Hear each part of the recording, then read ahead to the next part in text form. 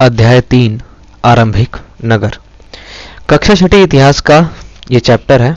तो चलिए इसको शुरू करते हैं। ये आपके सीटेट के एग्ज़ाम के लिए भी काफ़ी ज़्यादा जो है वो महत्व रखता है और काफ़ी ज़्यादा नंबर जो है इसमें से आ सकते हैं अगर आप इसको अच्छे से पढ़ते हैं तो। और वैसे अगर आप क्लास 6 में हैं तो भी आप इस वीडियो को देख सकते हैं, तो दोनों के लिए ही फ़ायदेमंद है ये। तो चलिए देखते हैं कहाँ से शुरुआत इस चैप्टर की होती है। तो देखिए दो बच्चे हैं यहाँ पर, आपको दिख रहा होगा, जसपाल और हरप्रीत। पुराने भवन का संरक्षण एक बात है, इससे शुरू करते हैं। तो देखिए जसपाल और हरप्रीत अपने घर के पास की गली में क्रिकेट खेल रहे थे। ये दो बच्चे हैं पंजाब के। उन्होंने देखा कि कुछ लोग उस खंडर घर की तारीफ कर रहे थे। एक घर था उनके आसपास जो खंडर था। खंडर एक ऐसी जगह होती है जहाँ पर जो मतलब टूट फूट गया हो कोई भवन और बहुत टाइम से जो है, कई सालों से, ये क्या आ गया भाई, ठीक है, कई सालों से जो है उसका कोई भी यूज नहीं किया गया हो। ठीक है, इसको बच्चे जो है भूताघर बोलते थे। एक ने कहा इसकी वास्तुकला को देखो, उसके आर्किटेक्चर को देखो कि वो घर किस प्रकार से बना हुआ है। क्या आपने कहीं लकड़ी पर इतनी सुंदर नक्काशी देखी है? दूसरी महिला ने भी उस घर को, उस नक्काशी की ओर यानी उस वास्तुकला को देखते हुए कहा। हमें मंत्री जी को पत्र लिखकर कहना चाहिए कि वह इस खूबसूरत घर को सुरक्षित रखने के लिए और इसकी मरम्मत कराने की व्यवस्था जो है वो उसको करे। ये कुछ बच्चे जो हैं वो उस मकान को देख रहे थे और आपस में जो है वहाँ गली में, क्योंकि गली में खेल रहे थे, तो वहाँ पे जो लड़कियां, सॉरी औरतें जो थी वो बात कर रही थी उस घर के बारे में। तो ये सब सुन करके जसपाल और हरप्रीत जो है वो सोचने लगे कि इस पुराने खंडर से लोग इतना लगाव मतलब लोगों का क्यों हो सकता है। वो उनको बचाने की बात कर रहे हैं, सुरक्षित रखने की बात कर रहे हैं और मंत्री जी को पत्र लिखने की बात कर रहे हैं, तो डेफिनेटली वो कुछ बहुत इंपॉर्टेंट होगा। तो यहीं से इस चैप्टर की शुरुआत होती है कि ये जो खंडर या पुराने घर जो होते हैं ये बेसिकली किस काम आते हैं और होते क्या हैं। तो देखिए हड़प्पा की कहानी, अगर आप सीटेट की तैयारी कर रहे हैं तो आपने इसको बार बार सुना होगा, और अगर आप 6th में हैं तो ये आपके लिए पहली बार है। हड़प्पा की कहानी, हड़प्पा सभ्यता जो है उसकी बात हो रही है। अक्सर पुरानी इमारतें अपनी कहानी बताती हैं। लगभग 150 साल पहले जब पंजाब में पहली बार रेलवे लाइन बिछाई जा रही थी, देखिए एक एक पॉइंट को ध्यान रखिएगा, लगभग 150 साल पहले जब पंजाब में पहली बार रेलवे लाइनें बिछाई जा रही थी, तो उस समय, इसी समय काम में जुटे इंजीनियरों को अचानक हड़प्पा पुरास्थल मिला जो आधुनिक पाकिस्तान में है। आज के टाइम में कहाँ पर है भाई? हड़प्पा पाकिस्तान में है। उन्होंने सोचा कि यह एक ऐसा खंडर है जहां से अच्छी ईंटें इनको मिल जाएगी उस रेलवे लाइन में बिछाने के लिए। यह सोच करके वे हड़प्पा के खंडरों से हजारों ईंटें उखाड़ करके ले गए, जिससे उन्होंने रेलवे लाइन बिछाई। इससे कई इमारतें जो हैं पूरी तरह से नष्ट हो चुकी थी। उसके लगभग 80 साल बाद, यानी कि आज से 150 साल पहले और इसके 80 साल बाद, ठीक है, पुरातत्वविदों ने इस स्थल को ढूंढा और तब पता चला कि यह खंडर उपमहाद्वीप के सबसे पुराने शहरों में से एक है। सबसे पुरानी सभ्यता, शहरी सभ्यता है ये हड़प्पा सभ्यता, ये आप ध्यान रखेंगे। क्योंकि इस नगर की खोज सबसे पहले हुई थी, इसलिए बाद में इस सभ्यता के अंतर्गत आने वाले जितने भी पुरा स्थल मिले या उनकी इमारतें मिली या जो भी चीजें मिली, उन सभी का नाम हड़प्पा सभ्यता रखा गया। और इन शहरों का निर्माण लगभग आज से 4700 साल पहले हुआ था। यानी कि हड़प्पा सभ्यता का टाइम पीरियड है वो आज से 4700 साल पहले, यानी कि 2700 BC। ठीक है, आगे देखते हैं इस अध्याय में आगे क्या बता रखा है। प्रायः पुरानी इमारतों को तोड़कर उनकी जगह नए भवन जो है वो बना दिए जाते हैं। आपको पता है आपके पुराने घर वगैरह उनको तोड़ करके नए नए भवन जो है उसमें बनाए जाते हैं। तो कह रहे हैं कि क्या हमें पुरानी इमारतों को सुरक्षित रखनी चाहिए। ठीक है, देखिए यहाँ एक मैप दे रखा है, मानचित्र नंबर 3, उपमहाद्वीप के आरंभिक नगर। यहाँ पे कुछ नाम लिखे हुए हैं, जैसे सुतकागो, चनहुद्रो, धोलावीरा, सुतकोतका, लोथल है, मोहनजोदड़ो, सिंधु नदी है यहाँ पर, हड़प्पा, ये कुछ जगह हैं उस वक्त के जो आरंभिक नगर थे और ये सभी हड़प्पा सभ्यता के अंतर्गत आते हैं। यहाँ पर देखिए क्या लिखा हुआ है, ये नगर आधुनिक पाकिस्तान के पंजाब प्रांत, सिंध प्रांत, भारत के गुजरात, राजस्थान, हरियाणा और पंजाब प्रांतों में मिले हैं। यानी कि हड़प्पा सभ्यता पाकिस्तान से लेकर के भारत के ऊपर वाले हिस्से तक फैली हुई थी। इन सभी स्थलों से पुरातत्वविदों को अनोखी वस्तुएं मिली हैं, जैसे कि मिट्टी के लाल बर्तन जिनके ऊपर काले रंग के चित्र बने हुए थे, पत्थर के बाट, मुहरे, मनके, तांबे के उपकरण और पत्थर के लंबे लंबे ब्लेड। देखिए आज से हम 4700 साल पहले की बात कर रहे हैं, तो आप भी 4700 साल पहले के बारे में सोचना शुरू करिए कि आज से 4700 साल पहले मतलब कैसा। जितना आप अपनी मेमोरी में पीछे जा सकते हैं उतना पीछे चलिए और फिर आपको इस अध्याय को पढ़ने के बाद बड़ा मजा आने वाला है। तो इन नगरों की विशेषता क्या थी? हम हड़प्पा सभ्यता के अंदर जो नगर थे उनकी बात कर रहे हैं। तो नगरीय सभ्यता थी, ये आप ध्यान रखेंगे। इन नगरों में से कई दो या उससे ज्यादा हिस्सों में विभाजित किया गया था। प्रायः पश्चिमी भाग जो है यानी कि जो वेस्टर्न हिस्सा था वो छोटा होता था और ऊंचाई पर बना होता था, और पूर्वी हिस्सा यानी कि ईस्टर्न हिस्सा बड़ा होता था लेकिन निचले इलाके में बसा होता था। ऊंचाई वाले भाग को पुरातत्वविदों ने नगर दुर्ग कहा। ये 1 नंबर का सवाल है, ध्यान रखिएगा। और निचले हिस्से को निचला नगर कहा। देखिए बोला ये जाता है कि भाई ऊंचाई वाला हिस्सा जो है वहाँ पे वो जगह छोटी थी, तो इसका मतलब हो सकता है वहाँ पे राजा वगैरह रहते होंगे, पर अभी तक ऐसा कहीं से प्राप्त नहीं हुआ है कि भाई हड़प्पा सभ्यता के अंतर्गत राजा वगैरह थे या नहीं थे, बट मानना ये होता है। और निचले नगर में जो है वो आम जनता रहा करती होंगी। दोनों हिस्सों की 4 दीवारियां जो है वो पक्की ईंटों से बनाई जाती थी। इनकी ईंट इतनी अच्छी पकी थी कि हजारों साल भी आज तक उनकी दीवारें खड़ी की खड़ी रही हैं। देखिए 4700 साल पहले जिन शहरों का निर्माण किया गया था उनकी ईंटें अभी भी इतनी बेहतरीन है। आप अगर अपने घर को बनाएंगे तो 47 साल बाद ईंटें खराब हो जाती हैं, इनकी दोबारा तोड़ के बनाना पड़ता है। तो आप समझ सकते हैं कि आज से 47 साल पहले जब इतनी टेक्नोलॉजी नहीं थी, बावजूद उसके इतना बेहतरीन जो है घर वगैरह वहाँ पर बनाए गए थे। दीवार बनाने के लिए ईंटों की चिनाई इस प्रकार से करते थे कि जिससे दीवार जो है वो खूब ज़्यादा मजबूत हो जाए। मजबूती इतनी ज़्यादा कि मतलब सोचो 4700 साल हो गए और अभी भी है। आगे देखिए, कुछ नगरों में नगर दुर्ग में कुछ खास इमारतें बनाई गई थी। मिसाल के तौर पर मोहनजोदड़ो में खास तालाब बनाया गया था जिसे पुरातत्वविदों ने महान स्नानागार कहा है। तो भाई बहुत बड़ा, सबसे बड़ा स्नानागार, सबसे बड़ा तालाब मोहनजोदड़ो से ही मिला है। ठीक है, 1922 में इसको ढूंढा गया था राखलदास बनर्जी के द्वारा। ठीक है, आर.डी. बनर्जी के द्वारा। इस तालाब को बनाने में ईंट और प्लास्टर का इस्तेमाल किया गया था। प्लास्टर इसलिए कि भाई पानी जो है वो लीक ना हो, इसमें पानी का रिसाव रोकने के लिए प्लास्टर के ऊपर चारकोल की परत चढ़ाई गई थी। आपके घरों में भी भाई आजकल आपने देखा होगा, घर बनाने के बाद ब्लैक कलर की यहाँ पे लेयर बनाई जाती है ना चारकोल की दोनों साइड दीवारों पे, तो वही यहाँ पर भी की गई थी।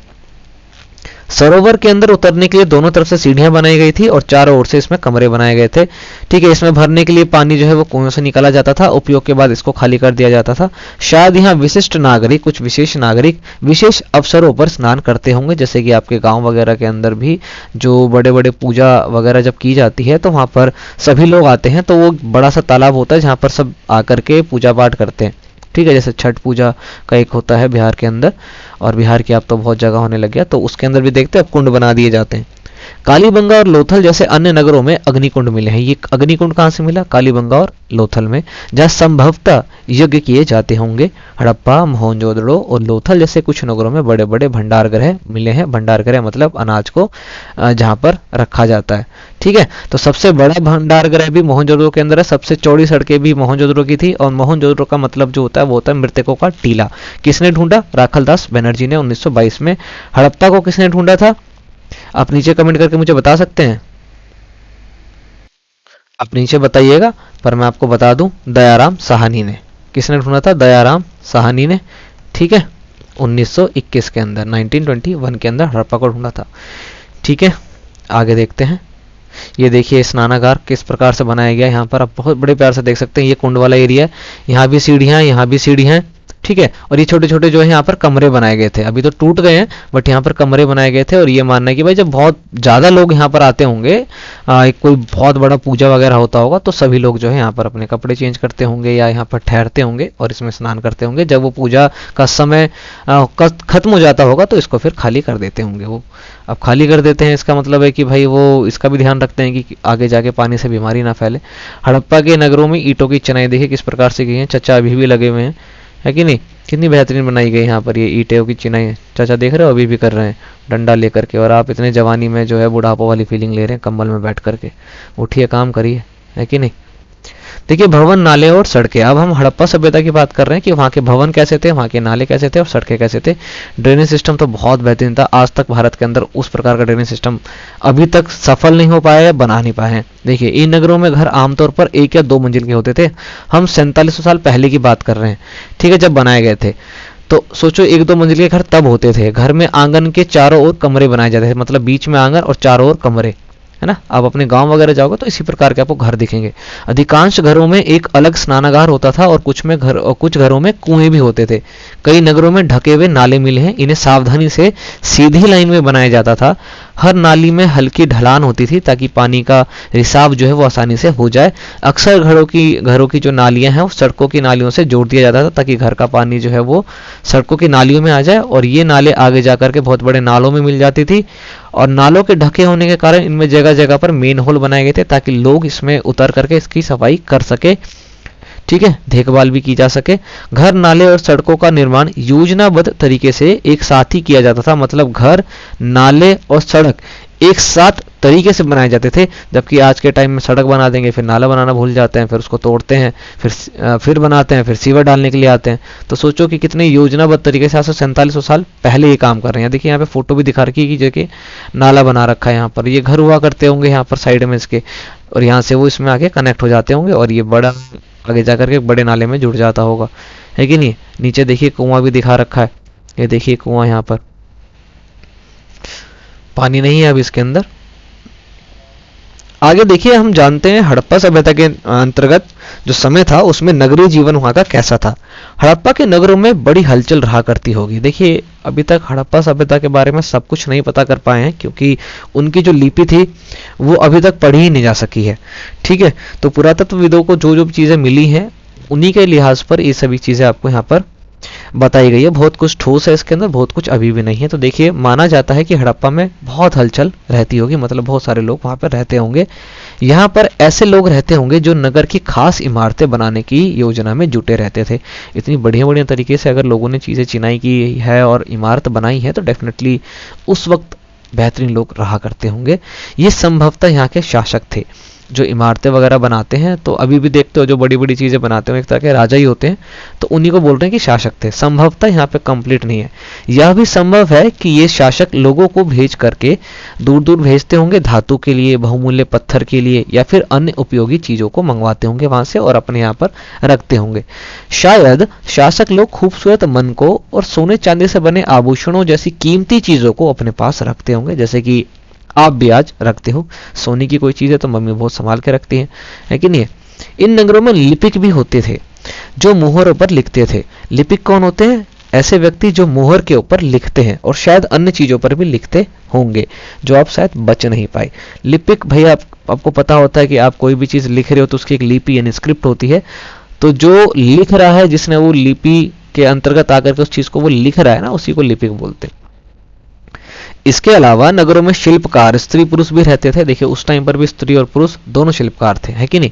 और हड़प्पा सभ्यता के टाइम पीरियड के अंदर ना मातृसत्तात्मक जो है वो टाइम चल रहा था। जैसे कि अभी पितृसत्तात्मक समाज है ना, उस वक्त मातृसत्तात्मक था। इनके अलावा नगरों में शिल्पकार स्त्री और पुरुष भी रहते थे, वरना पुरुष और स्त्री लिखा होता। देखिए स्त्री यहाँ पर पहले लिखा हुआ है। जो अपने घरों या अन्य उद्योग स्थलों पर तरह तरह की चीजें बनाते होंगे। लोग लंबी यात्राएं भी करते थे और वहां से उपयोगी वस्तुएं लाते थे, और साथ ही लाते थे सुदूर देश की किस्से कहानियां। जो लोग एक जगह से दूसरी देश या दूसरी जगह जाते होंगे, देश जाते होंगे, तो डेफिनेटली जब वहां से लौटते होंगे तो बहुत वहां की जो बेहतरीन चीजें होंगी उनको वो लाते होंगे। जैसे कि आप भी कहीं जाते हो तो वहां की जो बेहतरीन चीजें होती हैं याद के तौर पर आप लेकर के आते हो। और यहाँ पर अगर आपने किसी ने वो चीजें नहीं देखी है तो उनके लिए तो बहुत ही मतलब वो हो जाती है ना कि एक मिरेकल वाली चीज हो जाती है कि अरे यार आश्चर्य हो जाता है उनको देख करके, अच्छा यही चीज वहां पर है। और वहां पर आपके साथ जो जो घटनाएं हुई हैं, जो आपने किससे कहानी देखी है, बनाई है, वो यहाँ पर भी आकर के आप सुनाओगे। तो सेम चीज तब भी होते होंगे। मिट्टी से बने खिलौने भी मिले हैं, और खिलौने से आपको पता है बच्चे खेलते हैं। ये देखिए खिलौने यहाँ पर दिखाए गए हैं, कितने बेहतरीन है ये, है कि नहीं, गेंडे वगैरह। और ये मुहर है, मुहर के ऊपर एक सींग वाला गेंडा है ये, ठीक है। अब देखिए नगर और नए शिल्प, उससे ऊपर हम देख लेते हैं। यहाँ पर व्हाइट कलर में आपको दिख रहा होगा, ये है बाट। हड़प्पा सभ्यता के अंतर्गत 16 किलो के बाट हुआ करते थे केवल, ध्यान रखिएगा। पत्थर के बाट देखो कितने ध्यान से और उपयुक्त तरीके से इन बाटों को बनाया गया था। भाई बाट बनाए गए थे ताकि वेइंग स्किल जो है वो सबसे बेहतरीन रहे, है ना। इन्हें चर्ड पत्थर से बनाया गया था और इन्हें शायद बहुमूल्य पत्थर और धातुओं को तोलने के लिए बनाया गया होगा। मध्य में बाएं की ओर ये मनके हैं, इनमें से कई कर्नियल पत्थरों के से बनाए गए हैं। पत्थर को काट करके और तराश कर मनके बनाए गए थे। कितना बेहतरीन लग रहा है ना, रेड रेड ये, है कि नहीं।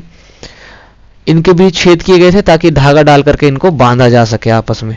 और सबसे इधर फलक भाई नीचे दाएं, कहाँ गया भाई, नीचे दाएं। कढ़ाईदार वस्त्र और एक महत्वपूर्ण व्यक्ति की मूर्ति जो है यहाँ पर बनाई गई। देखिए ये भी नक्काशी कितनी बेहतरीन की गई है यहाँ पर, और जो ये दाढ़ी का शेप दिया कितना बढ़िया दिया। सोचो उस वक्त की कलाकृति इतनी बेहतरीन थी, मतलब अलग ही मजा है यार। आज से 4700 साल पहले ये सब चीजें थी, सोचिए आप। इंटरनेट नहीं हो तो आपके प्राण निकल जाते हैं। सोचो उस वक्त लोग इतने इतने आगे निकल चुके थे।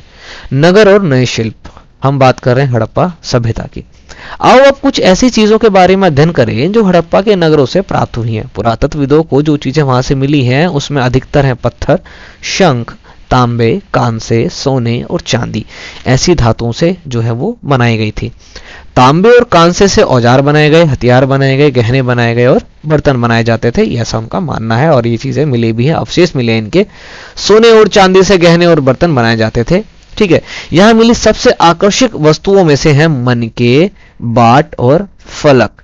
ठीक है, मनके, बाट और फलक। ये फलक है, ये मनके हैं, ठीक है, और ये बाट है। बाट के बारे में आपको ध्यान रखना है कि बाट केवल 16 केजी के हुआ करते थे, उससे ना कम उससे ना ज्यादा।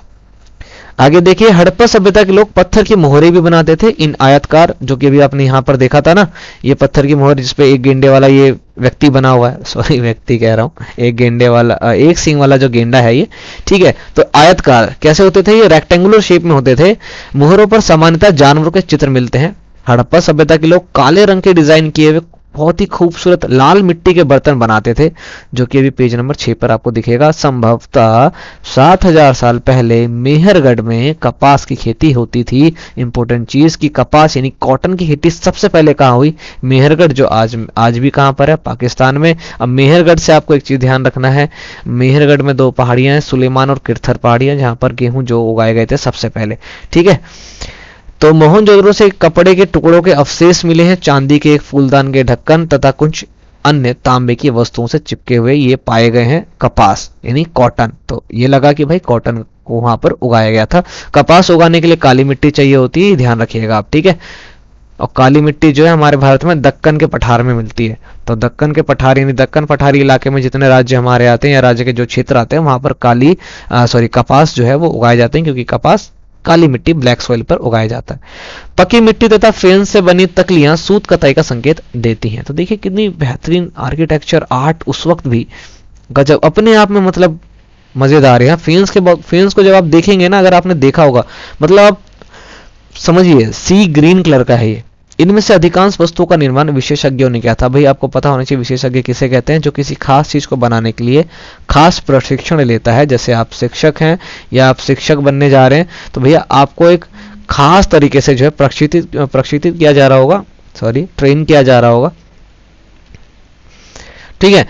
अब देखिए हर व्यक्ति के पास, मान लो कोई व्यक्ति है, सबके पास इंफॉर्मेशन है और वो पढ़ा सकता है, पर पढ़ाने के कुछ तौर तरीके होते हैं, कुछ नियम कानून कायदे सब कुछ होते हैं।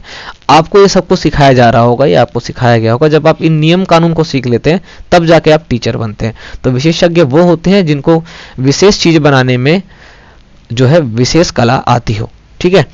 जैसे कि पत्थर तराशना, मनके चमकाना या फिर मुहरों पर पच्चीकारी करना आदि। पृष्ठ 28 पर दिए गए चित्रों की मूर्ति का चेहरा कितने आकर्षक ढंग से बनाया गया, उसकी दाढ़ी कितनी अच्छी तरह से दर्शाई गई है, अभी मैंने ऊपर इमेज में दिखाया था। या किसी विशेषज्ञ मूर्तिकार का ही काम हो सकता है, नॉर्मल व्यक्ति तो ऐसा काम कर ही नहीं सकता ना।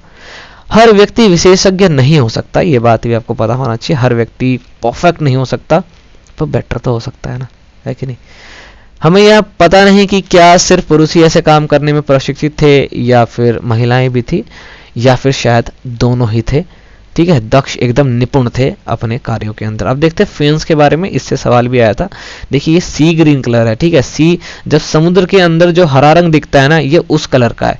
तो फेंस, पत्थर और शंख प्राकृतिक तौर पर पाए जाते हैं, नेचुरली मिलते हैं, ऑब्वियस सी बात है। लेकिन फेंस जो है ना, ये आर्टिफिशियल होता है, इसको बनाया जाता है, ठीक है, कृत्रिम रूप से इसको तैयार किया जाता है। बालू या स्टफिक पत्थरों के चूर्ण को गोंद में मिला करके उनसे वस्तुएं बनाई जाती हैं। उसके बाद उन वस्तुओं पर एक चिकनी परत जो है वो चढ़ाई जाती है। इस चिकनी परत के रंग प्रायः नीले या हल्के समुद्री हरे होते हैं, इसी को फेंस बोलते हैं। अभी कितना बेहतरीन लग रहा है ना देखने में, इसके कलर को देखिए, इस पर लाइट जो पड़ रही है उससे कितना बढ़िया लग रहा है ये, है कि नहीं। तो फेन से क्या क्या बना दिए गए, मनके बना दी गई, चूड़ियां बना दी गई, बाले या छोटे बर्तन जो है वो बनाए गए। तो ऑब्वियस सी बात है, इसको कृत्रिम यानी कि आर्टिफिशियल रूप से जो आज हम देखते हैं कि टीन बना दिया गया, ब्रॉन्ज बना दिया गया, तो वो उस वक्त भी होता था। इसका मतलब है कि नहीं है, मतलब हम अभी भी बहुत आगे नहीं निकले हैं पढ़ाई लिखाई में।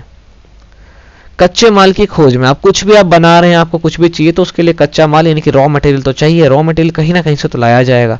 तो देखिए, कच्चा माल उन पदार्थों को कहते हैं जो प्राकृतिक रूप से हमें मिलते हैं, ठीक है, या फिर किसान या पशुपालक उसका उत्पादन करते हैं, जैसे कि लकड़ी हो सकता है या धातु के अयस्क हो सकते हैं। ये सभी प्राकृतिक रूप से कच्चे माल होते हैं। इनमें फिर कई तरह की चीजें बनाई जाती है, ऑब्वियस सी बात है, उसमें टेक्नोलॉजी का यूज करके मैन मेड चीजें बनाई जाती है आर्टिफिशियल तरीके से। मिसाल के तौर पर किसानों द्वारा पैदा किए गए कपास को कच्चा माल कहते हैं, और उसके बाद उसको कताई बुनाई करके कपड़ा बना दिया आपने, तो भाई कपड़ा जो है वो आर्टिफिशियल बनाया गया है, जबकि कपड़ा उगता नहीं है, उसका मेन रॉ मटेरियल है कपास।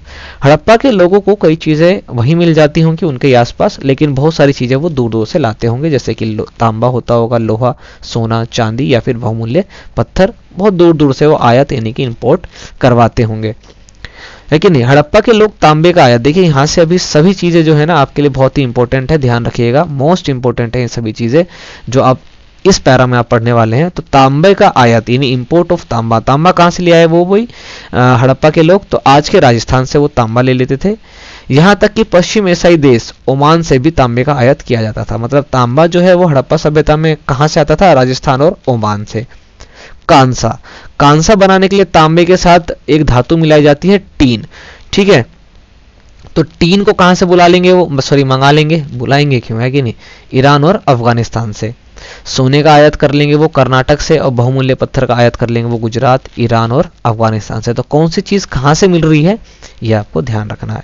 यहाँ पर फिर से एक जो है इमेज दिखाई गई है, देखिए इस इमेज को देख करके आप थोड़ा सा ध्यान लगा सकते हैं क्या हो सकता है। एक पहिया बना रखा है, यहाँ पर पहिए का आविष्कार भाई कर दिया गया था आदिवासियों के द्वारा ही, ठीक है। और ये जो है काट लगा रखा है, आगे कोई व्यक्ति इसको अगर पकड़ के खींचे तो इस पर सामान लाद करके लेके जाया जा सकता है। तो कह रहे चीजों को एक जगह से दूसरी जगह कैसे लेके जाते होंगे, इस चित्र को देख करके आप समझ सकते हैं।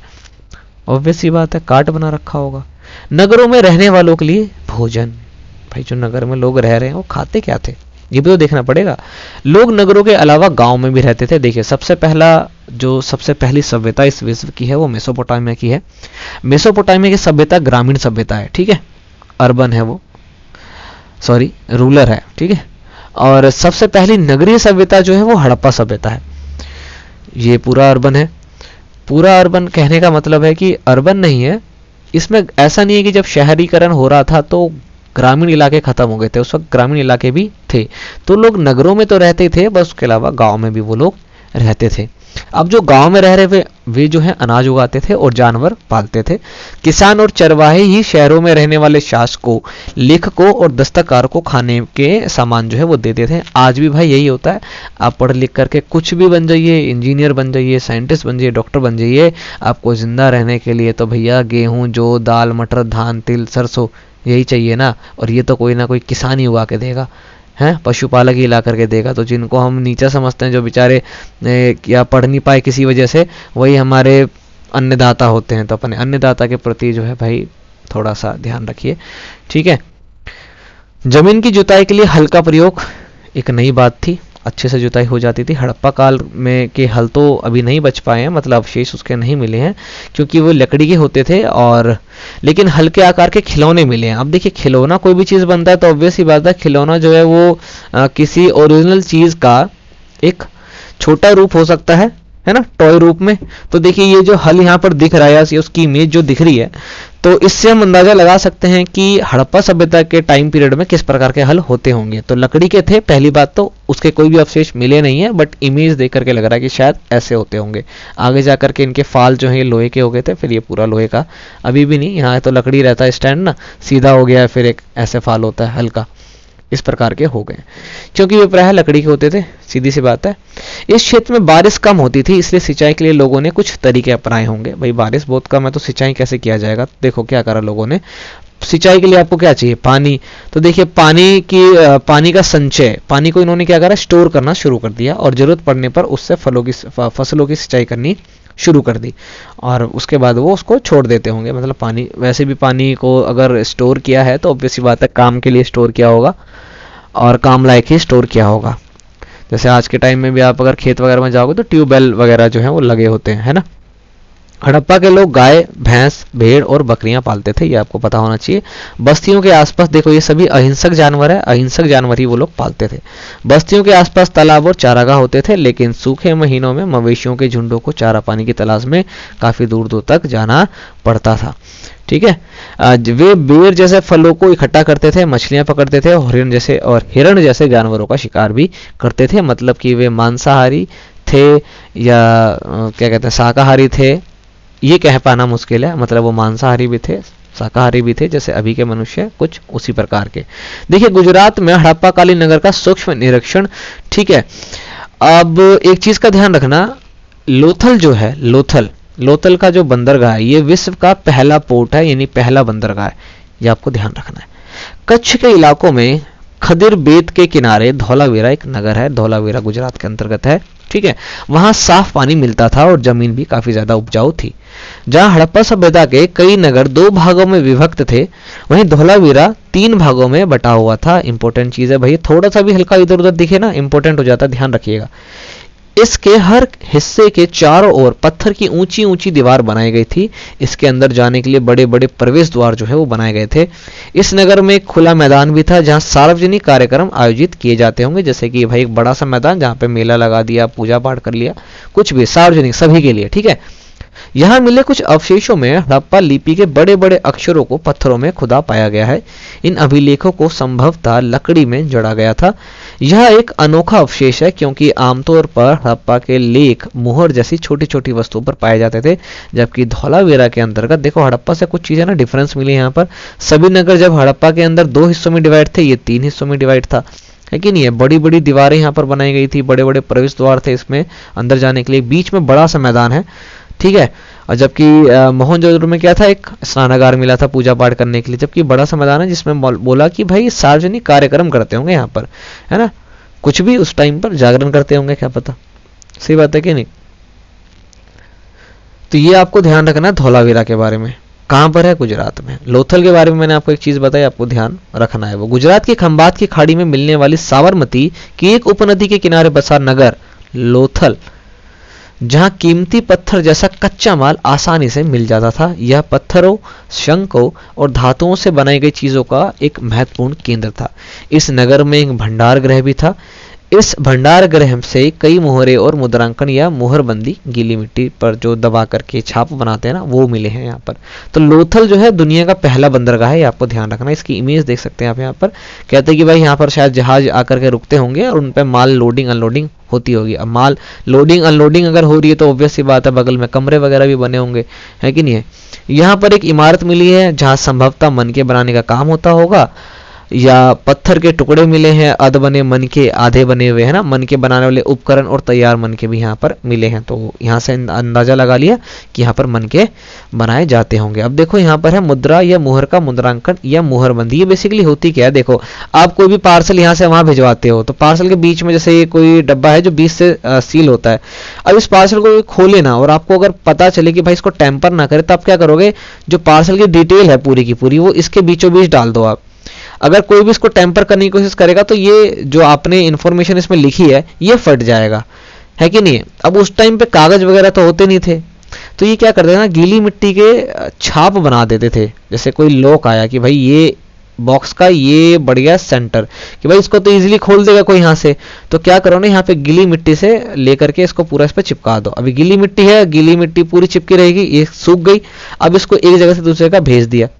अब अगर कोई इसको खोलने की कोशिश करेगा तो ये टूट जाएगी। अब अगर ये टूटी हुई आपको दिखी तो इसका मतलब है कि भाई आपके सामान के साथ छेड़खानी हुई है। अगर आपको ये एकदम सही दिख रही है, इसका मतलब आपका सामान जो है एकदम सही सलामत आपके पास पहुंचाया गया है। तो सोचो ये वाला आइडिया हमने हड़प्पा सभ्यता से उठाया है। आज के टाइम में ये होता है, कुछ भी अगर ऑनलाइन ऑर्डर करते हैं तो जो मेन सील होता है ना जहां पर, वहीं पर उसकी इन्फॉर्मेशन को प्रिंट करके चिपका दिया जाता है कि अगर कोई भी टेम्पर करने की कोशिश करेगा तो वो इजिली मालूम चल जाएगा। अब सभ्यता के अंत का रहस्य, इतना बेहतरीन सभ्यता, इतनी डेवलप, इतना सब कुछ बढ़िया वहां पर, फिर वो सभ्यता पूरी तरह से अंत हो गया, वहां का कुछ नहीं बचा हुआ है। इसका कुछ रहस्य प्रॉपर अभी तक नहीं पता चला है, केवल कयास लगाए गए हैं। तो वो क्या क्या हो सकते हैं वो देखिए। लगभग 3900 साल पहले एक बहुत बड़ा बदलाव देखने को मिला। अचानक लोगों ने इन नगरों को छोड़ दिया। लेखन, मुहर और बाटों का प्रयोग भी बंद हो गया। दूर दूर से कच्चे माल का आयात भी जो है वो काफी कम हो गया। मोहनजोदड़ो में सड़कों पर कचरे के ढेर बनने लगे। जो इतनी बढ़िया सड़क थी भाई साहब, कचरा वचरा नहीं होता था, वहां पर कचरों के ढेर बनने लगे। जल निकास प्रणाली जो सबसे बेस्ट थी इसकी, वो पूरी तरह से नष्ट हो गई और सड़कों पर ही झुग्गीनुमा घर बनाए जाने लगे। जो दो दो मंजिल के घर होते थे अब झुग्गियां बन गई वहां पर। ये सब क्यों हुआ कुछ पता नहीं। कुछ विद्वानों का कहना है कि नदियां शायद सूख गई थी। कुछ का कहना है कि जंगलों का विनाश हो गया था। इसका कारण ये हो सकता है कि ईंटें पकाने के लिए शायद ईंधन की जरूरत पड़ती होगी और इस चक्कर में उन्होंने जंगलों को काट दिया होगा। इसके अलावा मवेशियों के बड़े बड़े झुंडों से चारागाह और घास खाने वाले जो घास वाले मैदान होते हैं शायद वो खत्म हो गए होंगे, तो मवेशियों को चारा नहीं मिला, मवेशियां मर गए और जो लोग मवेशी पे डिपेंड थे फिर वो लोग मर गए। कुछ इलाकों में बाढ़ आ गई, लेकिन कारणों से यह स्पष्ट नहीं हुआ कि नगरों हुआ कैसे। मैंने पहले बोला केवल कयास हैं ये सभी, क्योंकि बाढ़ और नदियों के सूखने का असर कुछ ही इलाकों में हुआ होगा। ऐसा थोड़ी कि पूरी सभ्यता पाकिस्तान से लेकर के हिंदुस्तान के ऊपरी हिस्से तक में सब नष्ट हो गया होगा। हर जगह की जलवायु अलग अलग थी, तो भाई ऑब्वियस सी बात है। नहरों के किनारे, नदियों के किनारे बसे हुए शहर थे इनके, तो फिर हर जगह बाढ़ आना या सूखा पड़ जाना ही ऑप्शन नहीं हो सकता है। ठीक है, ऐसा लगता है कि शासकों का नियंत्रण समाप्त हो गया था। जो भी हुआ हो, परिवर्तन का असर बिल्कुल साफ दिखाई देता है। आधुनिक पाकिस्तान के सिंध और पंजाब की बस्तियां उजड़ गई थी। कई लोग पूर्व और दक्षिण के इलाकों में नई और छोटी बस्तियों में जाकर के बस गए थे। जो बड़े बड़े शहरों में रह रहे थे वो छोटी छोटी बस्तियों में जाकर के बस गए थे।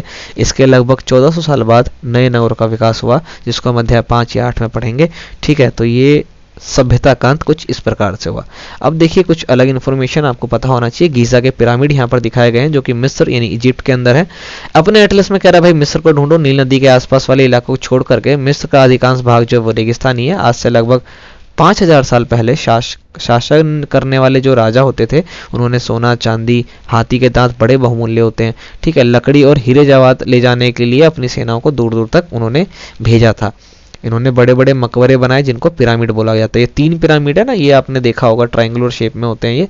ठीक है, और ये हर तरह से ट्रायंगुलर दिखेंगे आपको, इधर उधर साइड वाइड से हर जगह। राजाओं के मरने के बाद इनके शवों को इन्हीं पिरामिड में दफना दिया जाता था। ठीक है, और शवों को मम्मी कहा जाता है, मम्मी नहीं मम्मी। वो मतलब ये ना एक ऐसा लेप इन्होंने इजाद करा था मिस्र वालों ने कि वो उस लेप को जब राजा या अपने उन व्यक्ति को जिसको दफना रहे हैं उसके ऊपर अप्लाई करते थे तो वो उनकी जो बॉडी है ना वो कई हजार साल तक सड़ती नहीं थी और उन पर ये पट्टी लपेट देते थे और फिर इनको उस ताबूत में डाल करके इसमें दफना देते थे। उसी को ये मम्मी बोलते हैं।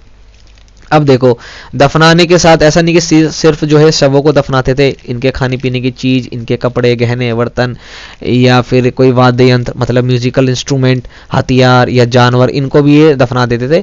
सोच वही कि भाई इनका मानना ये है कि जिस लोक में जाएंगे वहां पर भी इनको इन चीजों की जरूरत पड़ेगी। इनके कई बार तो इनके सेवक और सेविकाओं को भी बेचारों को दफना दिया जाता था कि भैया ये जहाँ जाएंगे ना वहां जाकर के सेवा करेंगे। तो ये मिस्र के अंतर्गत कुछ चीज़ें आती हैं। मिस्र में सबसे ज़्यादा धन दौलत खर्च किया जाता था दफनाने की परंपरा के अंदर। तो ये मिस्र के पिरामिड है। गीजा के मिस्र के अंदर एक जगह है गीजा, गीजा के अंदर ये पिरामिड है, रेगिस्तानी इलाका पूरा। ठीक है, ये आपको ध्यान रखना। तो ये जो चैप्टर था जिसका नाम था आरंभिक नगर, जो कि अध्याय 3 था कक्षा 6 इतिहास की किताब का, ये हमारा कंप्लीट हो जाता है। जसपाल और हरप्रीत का जो सवाल था कि ये जो पुराने खंडर है इनसे लोग इतना लगाव क्यों करते हैं, ये शायद उनको पता चले गया होगा, क्योंकि अगर हम खंडरों से या इतने पुराने भवनों से लगाव नहीं रखते तो शायद हम कभी ये नहीं जान पाते कि आज से 47 साल पहले भी एक सभ्यता, एक सिविलाइजेशन थी जो इतनी फैली हुई थी और अचानक उसका अंत हो गया। देखो, इतिहास वगैरह हमें यही सिखाता है और यही क्यूरियोसिटी हमारे अंदर होनी चाहिए, तब जा करके हम इतिहास वगैरह को पढ़ पाएंगे। आजकल बहुतों का ये होता है कि भाई एसएसटी या सोशल साइंस का नाम सुनते हैं ना तो उनके दिमाग में वही बोरिंग वगैरह क्रिएट हो जाता है, बट ऐसा नहीं है, बहुत इंटरेस्टिंग है। हर एक सब्जेक्ट का अपना एक तरीका होता है, आपको उस तरीके में जाना पड़ेगा, फिर आप समझ पाएंगे। तो मिलेंगे हम नेक्स्ट वीडियो में। बाकी वीडियोस आपको प्लेलिस्ट में मिल जाएगी, चैनल की प्लेलिस्ट में जाके जरूर चेक करिएगा। हमने सीटेट वगैरह के लिए, यानी कि जितने भी टेट एग्ज़ाम है उनके लिए, खास करके वो बच्चे जो एसएसटी जिनका टीचिंग सब्जेक्ट है उनके लिए वीडियोस बना रखी हैं, नोट्स से बना रखी हैं, दूसरी तरीके से भी बना रखी है, और ये भी बुक से भी हो गई। तो आप उनके साथ शेयर भी करिएगा और आप वहाँ पे जा करके ज़रूर देखिएगा। अगर आपको अच्छा लगता है तो लाइक कमेंट ज़रूर करिएगा, हमें मोटिवेशन मिलता है इससे। हम मिलेंगे आपसे नेक्स्ट वीडियो में, तब तक के लिए जय हिंद।